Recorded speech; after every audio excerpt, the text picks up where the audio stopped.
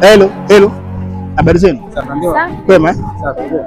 Sawa. Sasa mimi ni afisa usalama.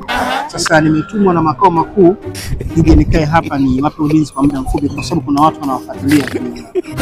Afisa nini? Mimi ni afisa usalama wa idara ya mapenzi. Nimekuja hapa nimeagizwa na makao makuu nije niwasimamie kidogo, niwape ulinzi kidogo, kuna watu wanawafuatilia swala zuri. Bwana makubwa baby. Ndio tumaletea ulinzi hapa.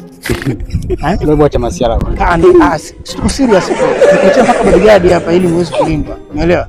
Sasa kuna maswali nataka niwaulize hapa kidogo wakati tunapatia ulinzi. Hivi mmeanza kudoti mkiwa darasa la ngapi? Wewe shetani unajua? Mimi siwajui, tumeanza mwezi uliopita. Mmeanza mwezi uliopita? Hivi Jamani. Tumia kondom. Kondom mkiwa mnafanya mapenzi tumia kondom.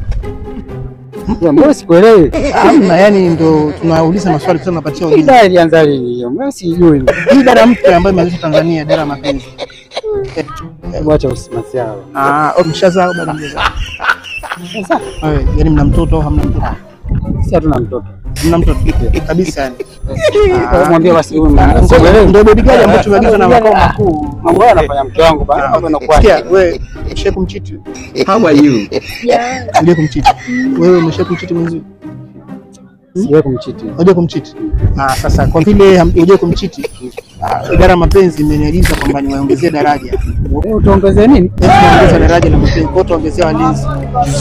Yaani sisi mimi mpenzi wangu ndio muhimu na mlinzi kama unapokwenda mkiwa mnaenda chumbani wapi atakuwa yupo.